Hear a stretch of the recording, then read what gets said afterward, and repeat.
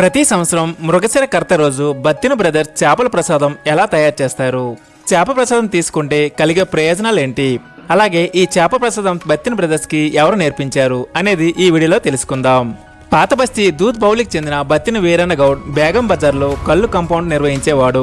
1847లో ఒకరోజు వర్షంలో తడిసిన ఒక సాధువు అక్కడికి రావడం గమనించిన వీరన్న గౌడ్ అతని ఇంటికి తీసుకువెళ్లారు. వీరన్న గౌడ్ చేసిన సేవలకు గాను సంతృప్తి చెందిన ఆ సాధువు అస్తమా వ్యాధిని నయం చేసి వనమూలికల్ని గురించి వీరన్న గౌడ్కి చెప్పాడు. ఈ వనమూలికలతో ప్రసాదం తయారు చేసి ప్రతి సంవత్సరం మృగశిర కర్త రోజు ఎలాంటి లాభం లేకుండా రోగులకు ఉచితంగా పంపిణీ చేస్తే నీకు నీ కుటుంబానికి మేలు జరుగుతుందని వీరన్న గౌడ్కు తెలిపారు. అప్పటి నుంచి వీరన్న గౌడ్ ప్రతి సంవత్సరం మృగశిర కర్త ముందు రోజు నుండి చేపల ప్రసాదాన్ని పంపిణీ చేస్తున్నారు. వీరన్న గౌడ్ మరణం తర్వాత తన కుటుంబ సభ్యులు తన ఆచారాన్ని కొనసాగిస్తున్నారు. ఈ ప్రసాదంలో పాలపిండి, ఇంగువ, బెల్లం, పసుపుతో పాటు కొన్ని సహజ సిద్ధమైన వనమూలికలను వాడుతారు.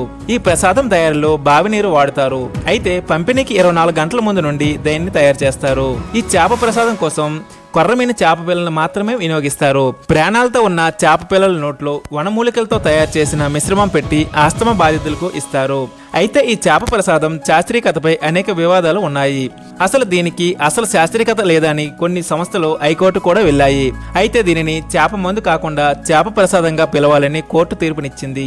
చేప ప్రసాదం తయారీ, పంపిణీ అంతా కూడా శుభ్రమైన వాతావరణంలో వైద్య ఆరోగ్య శాఖ ఆధీనంలో జరగాలని ఆదేశాలు ఇచ్చింది. అయితే ఈ చేప ప్రసాదం కోసం ప్రతి సంవత్సరం దాదాపు 4 లక్షల మంది హైదరాబాద్కు వస్తారు. కరోనా వలన 2020 నుంచి 2020 వరకు నిలిచిపోయిన చేప ప్రసాద పంపిణీ 2023లో మరలా ప్రారంభమైంది. గత ఏడాది నుంచి ప్రభుత్వమే అన్ని ఏర్పాట్లు కూడా చేస్తుంది. హలో ఫ్రెండ్స్, ఇలాంటి మంచి వీడియోస్ కోసం మన ఛానల్ని సబ్స్క్రైబ్ చేసుకొని పక్కన ఉన్న బెల్ ఐకాన్ ప్రెస్ చేయండి.